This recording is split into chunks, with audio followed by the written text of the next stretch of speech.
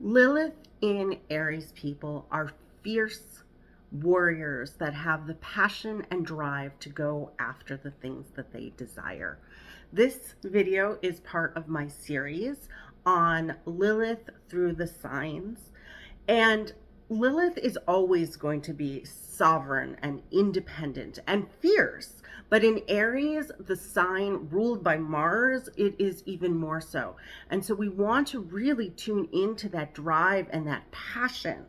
Lilith is always going to be about what our bodies say, what our instincts are saying, and listening to all of the different pieces of what we want and what we desire.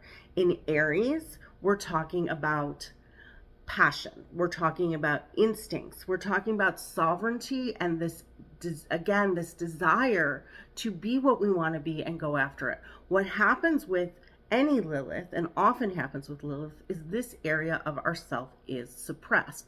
Listening to our bodies is suppressed or vilified by those around us when we try to express it.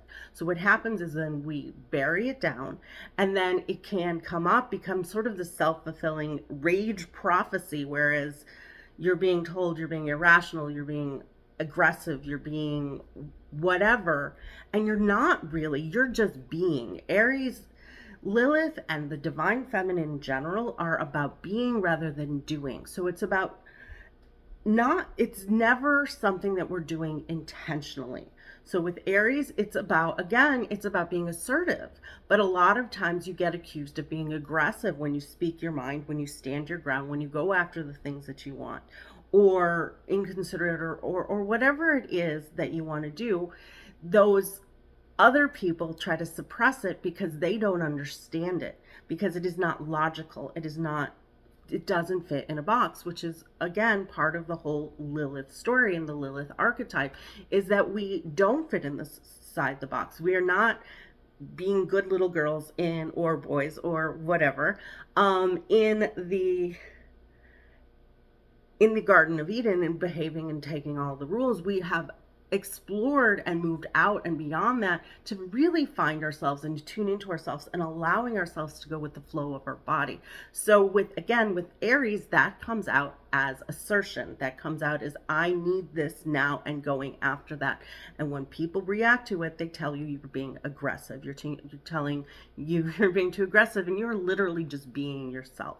So what happens again is then you suppress it, and then it becomes unproductive. Not that you need to be productive, and I really shy away from the word being productive or goal setting.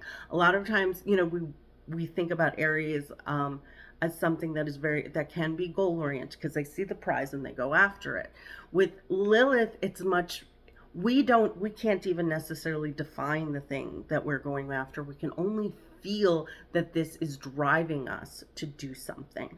So letting yourself own your ability to be assertive. Let yourself follow your passions, and don't let other people try to suppress that and tell you to sit down and be quiet, because that's what people like to do to Lilith, is tell them to sit down and be quiet, and then you stop following your instincts. And then with Aries, this can lead to inflammation because it's a fire sign, and a repressed or suppressed Aries often leads to inflammation or anger issues. And so it's going to be even more so with Lilith, because Lilith is always about the body. So ways to work with Lilith, ways to make your Lilith feel your Lilith in Aries especially, is to find things to do with your physical body. It can be sports where being assertive, being aggressive in a sport is often seen as valuable. A lot of times you'll see somebody with a Lilith in Aries that was told that they can't do that maybe they need to do something more productive or something more disciplined.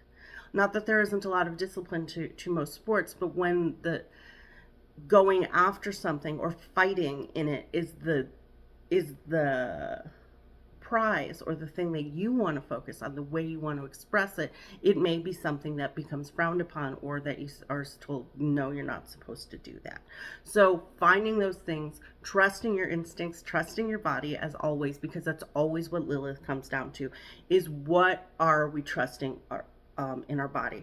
And then we sometimes have to deal with guilt. We have to deal with the guilt that is placed upon us for going after the things that we want, for following our passions, because we're told that that's not important, that we're told that we need to do things, again, that are logical and productive, when passion is your fuel and is your body and what brings you joy and brings you meaning and brings you in tune with what your body is telling you. So listen to your body, listen to its urges, and let them be explored without shame and without guilt.